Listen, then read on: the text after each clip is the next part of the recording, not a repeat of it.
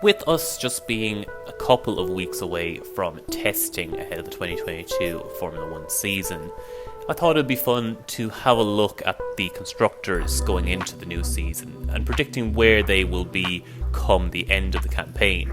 Now bear in mind, we've got nothing to go off of coming into this season, so these are complete shots in the dark which will look absolutely ridiculous come November time, but we'll give it a go. Here are my predictions for the 2022 Formula 1 Constructors Championship. In 10th, I've got Haas. So 2021 was a really bad year for Haas. They had an uncompetitive car, which at times was nowhere near any of the cars ahead of them. They had two rookie drivers who clearly don't like each other, had a lot of infighting, and they scored 0 points across the whole season. But 2022 does give them, renewed hope. They've made it very much clear that they've focused all of their resources from last year into the 2022 car in the hope that it pushes them up the order so they can challenge for points at the very least. But will that be enough? I'm not quite sure. They still have the smallest budget in F1, they've got the smallest amount of resources, and they've got an unconvincing driver lineup. Mick Schumacher, I have a lot of time for. I think he's going to be a very decent driver going forward. However, it's still only his second year in F1, so asking him to maybe compete with some of the more experienced drivers might still be a little bit of an ask. Mazepin, on the other hand, I'm just not convinced by. He spent most of the season lagging half a minute behind his teammate in races, being beaten by half a second in qualifying. I'm just not sure he's good enough for this level, but his father funds the team, so he's going to keep his seat. Don't think it's going to be good enough for anything other than 10th place. So, in 9th, I've got Alfa Romeo. So 2021 was a really weird year for Alfa Romeo. They had what was on average the 8th quickest car across the whole season, but yet managed to stumble over themselves time and time again and finish behind Williams in the standings through combinations of bad driver performances and poor strategy calls. So they've replaced their whole driver lineup this season, with Kimi Räikkönen retiring and Antonio Giovinazzi moving on to Formula E. They've replaced them with Valtteri Bottas, coming from Mercedes, 10-time Grand Prix winner, and Guan Yu Zhou, who finished third in Formula 2 last season. Valtteri Bottas will be a huge coup for the team, 10 Grand Prix wins, a wealth of experience, and is quite comfortably better than any other driver that's going to be in this bottom part of the table. Guan Yu Zhou, on the other hand, is yet to really convince many people. I think it's pretty obvious he's there because of the financial backing he brings rather than his performances in Formula 2, and I think he will probably struggle this season. The only reason I have them above Haas is because I think Valtteri Bottas will manage to nick a few good results which will push them up the order. Other than that, I can't see them springing any surprises. I think it'll be the same spot as last season. In 8th, I've got Williams. Now, I think there's a lot of cause for optimism around Williams going into the upcoming season. They showed huge improvement from the kind of barren spell they've had over the last couple of years in 2021, even managing to nick a podium. They've got fresh investment. They're not under the same financial kind of restraints that they have been over the last couple of years, and things are starting to look up. Now, I think the 2022 regulations might have come a little bit too soon for them to make a massive step up the grid, but I think they will be a lot closer to the teams above them, and in particular the team that I have up next. The only thing I think that might hold them back is their driver lineup. They have held on to Nicholas Latifi, who brings a lot of financial backing and showed a lot of improvement last year, but the jury's still out on whether or not he's good enough to make the step up to the midfield. The big question for Williams will be whether or not Alex Albon will be able to replace the outgoing George Russell in the upcoming season. Russell outdrove that car on numerous occasions over the last couple of years, and while Alex Albon is a very talented driver, he has had a year out in the sport after being dropped by Red Bull. So I'm just not sure that Albon is going to be able to bring the same level of consistency with that car that Russell was. However, I do think the car will just generally be quicker, although it might not show in the final standings. I think they'll be a lot closer to the teams above them, but 8th I think will be where they'll end up finishing. In 7th I've got AlphaTauri. Now, I debate between them and Williams for 7th. I think they'll be quite tight going into the upcoming season, but Pierre Gasly is the driver that ultimately swings in AlphaTauri's favour. I just can't see him not outscoring both of the Williams drivers if those cars are particularly close in terms of performances. Now, AlphaTauri probably did have the 5th quickest car last season, but managed to finish behind Alpine in the standings, mainly due to Yuki Tsunoda's form in his rookie season. So AlphaTauri will obviously be looking for a massive improvement from Tsunoda, as I mentioned in my last video. However, even if Tsunoda does improve going into the season, I do still have a feeling that AlphaTauri will kind of fall down the order in terms of performance.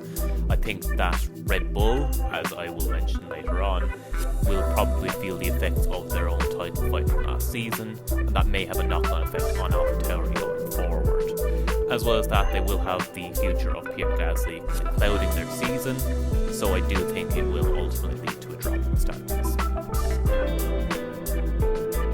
In 6th, I've got Aston Martin. Now, Aston Martin for me are the hardest team to call by a mile on this grid.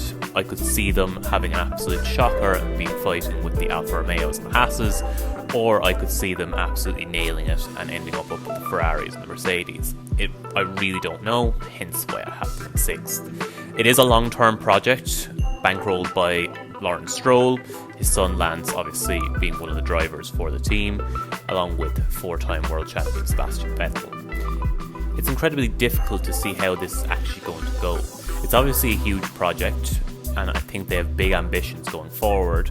But again, much like I said with Williams, I think maybe 2022 might come a little bit early to see a massive jump up the grid. Hence why I've had a minor improvement on my predictions, saying they'll finish 6th after their 7th place finish last season. However, if they do get it right, I could see them challenging for podiums and race wins potentially, but I do think a championship challenge is a little bit off. In 5th, I've got Alpine, so the same spot as they finished in last season, but I do think they'll be a lot closer to the top of the field, and I genuinely wouldn't be surprised if they were one of the teams that ended up challenging. Now, it's obviously been a long time since Alpine challenged. They haven't won a title since they were known as Renault back in 2005 and then 2006 with Fernando Alonso. But there does seem to be something building at Alpine. There's an optimism there that hasn't been there for quite a while. They're obviously the sole team that are using Renault engines this year, so all the focus will be going into them, for the upcoming season. And we saw how that worked out for Red Bull last season, with Honda focusing on more or less all of their attention on them. So, with Fernando Alonso at the wheel, and with Esteban Ocon growing in confidence last season after his first ever win, I think that they could challenge. But I think they are probably the least likely the 5 teams left to actually win the title, but I think we will see massive improvements despite, again, not a change in their overall finishing position. In 4th, I've got McLaren. So, again, it's the same spot they finished in last season, but I do think they'll be challenging for race wins and podiums on a much more regular basis this season. They've got a lot of momentum behind them. Ever since they finished in 9th in 2017, they've been showing season-on-season progression every single year. And although they finished a spot lower last season than they did in 2020, I think they were a much better car, and as well as that, they did get their first race win in nearly 8 years with Daniel Ricciardo in Italy. Now, I did toy with the idea of putting Alpine in 4th, but I just do think the driver lineup that McLaren currently have is a little bit stronger. I think Daniel Ricciardo will bounce back after a disappointing 2021 season with the team, despite that win, and Lando Norris is in the best form of his career, and I think he's only going to improve further as the years go on. He's just recently signed a new long-term contract with the team, so he's obviously settled and he is happy with where things are going there. Now, I wouldn't be at all surprised to see McLaren challenge for the title this season, but I do think it's just going to come a little bit too soon. But however, I do expect that over the next maybe 2 or 3 years that we will see a proper title challenge from McLaren. They've got the setup, they've got the momentum, and this season I think they will consolidate 4th and maybe get more than one race win across the whole season. In 3rd, I've got Red Bull. Now, look, Red Bull obviously came very close to winning the Constructors title last season and did win the Drivers' Championship with Max Verstappen in Abu Dhabi. But the question has to be asked how much that took out of Red Bull. How much they put into winning that title last season. I think it would have taken a great deal of their resources developing that car to make sure that they did win the title. And I think that may hamper them a little bit going into this season, at least at the start of the season. I could see them starting a little bit slowly and then working their way into it as Adrian Newey works his magic and they develop the car a little bit towards the end, which is what we kind of had gotten used to with Red Bull, in the seasons just before 2021. Another thing that I think could count against Red Bull this season is Sergio Perez. Now, if it's to be believed and the field is a lot closer than it has been over the last couple of years, I think his qualifying performances could cost Red Bull. Now, last season he was poor in qualifying a lot of the time, qualifying 6th, 7th, 8th, 9th in what was at times, and probably for the majority of the first half of the season, the quickest car in the field. I have no doubts about Max Verstappen. He's the world champion for a reason, and I think he will outperform any car that he's put in. But if Perez is qualifying that badly in a car that's in the mix with 4 or 5 other cars, he could be starting a lot of races 10th, 11th, 12th, and then having to try and make his way through the field, which could end up costing Red Bull. Again, like with McLaren and like with Alpine, I wouldn't be surprised to see Red Bull win the title this season, but I do think that 2021 may have just taken a little bit too much out of them, and unless Sergio Perez improves his qualifying performances, I just see them missing out on that world title. In second place, I have got Ferrari. Now, I'm a little bit torn on this one because I actually do think that when we get to Bahrain in a couple of weeks' time, I think Ferrari probably will have the quickest car. It's whether or not they'll be able to sustain that across the whole season. They've got, arguably on paper, the strongest driver lineup in the entire field. But, like I mentioned in my last video, if this is a car that is capable of challenging for the championship, will Charles Leclerc and Carlos Sainz be able to coexist? Charles Leclerc is obviously the golden boy of Ferrari, but Carlos Sainz came in last season and beat him. They both will want to win the title, and if they have a car capable of challenging, I can see them butting heads because they always seem to find themselves in roughly the same area of the track at the same time. And as we've seen with Mercedes in the past, that can end up coming back to bite you when you've got two drivers that are competing that closely. As well as that, it would take a very brave man to bet against Mercedes, considering how dominant they've been over the last couple of years. So while I think that Ferrari will definitely challenge for the title, I see them just about missing out at the end. But I'm hoping I'm wrong. I grew up on Michael Schumacher winning things when I was younger in that big red car, and I'd very much like to see that happening again. Either way, I think they will take another step forward from their third place in 2021, but I do just see them just about missing out on the title by the finest of margins. In first, then, I have Mercedes. Of course I have Mercedes. It's always Mercedes. They've won the last 8 Constructors' Championships in a row. They were the big benefactors from the last regulation change, back in 2014. And I think that they will continue in the same vein this season.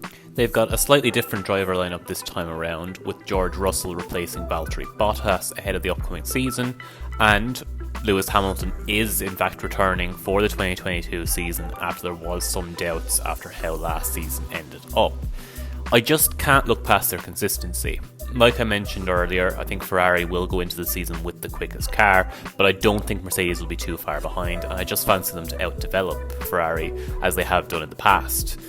Back in 2017 and 2018, I think we were arguably in the same position where Ferrari maybe had the quickest car going into the season, and then by the end of the season, Mercedes had just outdone them.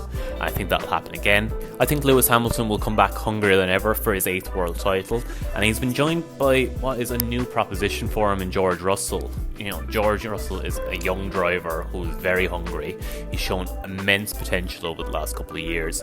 And as I mentioned in my last video, the only doubt that I have over Mercedes would be, will George Russell come in and want to fight Lewis Hamilton from the off, or will he be happy to play the Valtteri Bottas role of second fiddle, move out of the way when Lewis Hamilton is coming through, know your role, shut your mouth, that sort of thing. If he fights and they have the same problems that they had when Nico Rosberg was at the team, I could see Ferrari stealing in ahead of them. But as of right now, I think George Russell will be happy to play second fiddle until Lewis Hamilton retires, and that's why I think Mercedes will end up winning the title in the end. So, those are my Constructors' Championship predictions for the 2022 season. Please do let me know your thoughts on those below. Let me know who you think is going to finish where in the upcoming season. If you haven't already, please give me a like, give me a subscribe, and I'll be back in a couple of weeks' time with my Drivers' Championship predictions.